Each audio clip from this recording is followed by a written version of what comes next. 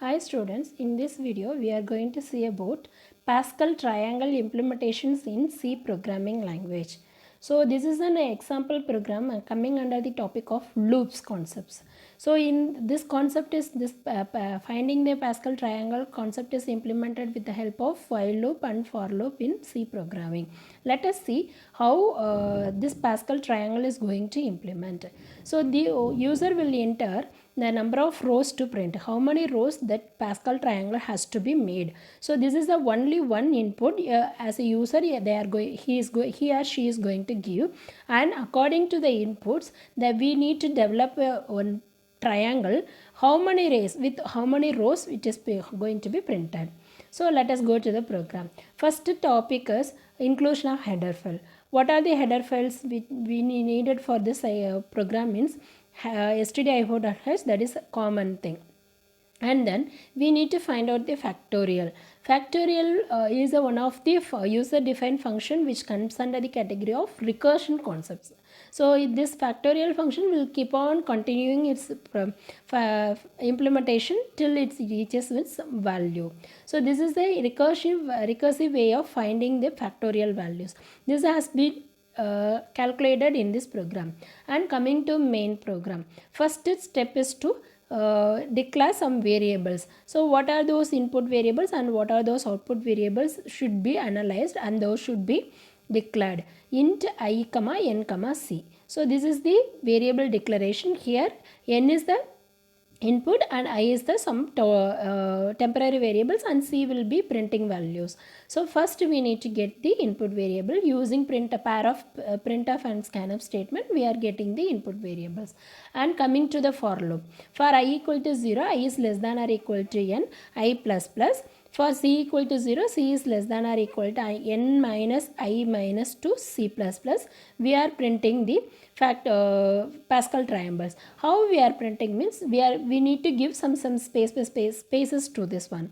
So how this first we'll see how this will be printed. Say for example, my number of rows are 7 means it should start from the 1. So in the first row 1 element should be there. In the second row set 2 elements, and third row 3 elements, and 4 row 4 elements. Like that it will go on execute till 7 rows. Here the 7th row there are 7 elements should be there. How these elements, actually 7 elements are there. How, what is the value of that 7 elements means we need to find out the factorial of each values. So in that way we are going to print this. Assume this is the output. In that way only we are going to print the Pascal triangle. Okay, so here we started the for loop from I equal to 0, I is less than or equal to I plus plus, and intermediate one more for loop is there. So for C equal to 0, C should be less than or equal to n minus I minus 2. In that way it should carry out. So the another one for loop is there. The third inner loop only will print out the exact values in respective rows. The first output, first for loop for mentioning the number of rows, and second inner loop for loop for giving some spaces between them, and third for loop only is going to calculate the exact value of elements present in each row. In that way it is going to calculate. Then we in this program we in this for loop we have mentioned the factorial of I.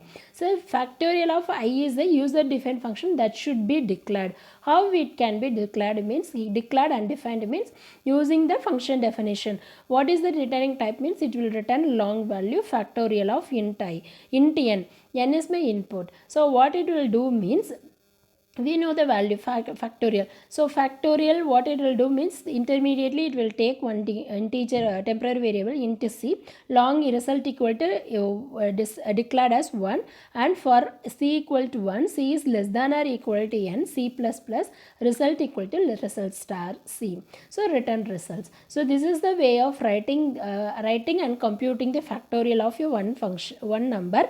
This is called in this program as inside the for loop it is called factorial of I. So how it is going to be printed means it is going to printed in a long double. So that's what percentage LD is used.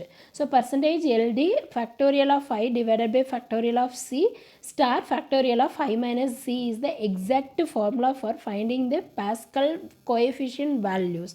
Pascal values, not coefficient, Pascal values. So this is to be printed. So how this should be printed means, but for each value between these Pascal values there should be some space. So for that we are giving some empty spaces in the second outer loop. Likewise this will be printed. So when you see the output, in the first row 1 is printed, in the second row 1 1 will be printed, and third row 1 2 1, and fourth row 1 3 1. Likewise it will go on printed. So I hope you understand the concepts now. So I will catch you in the next video about next topic. Thank you.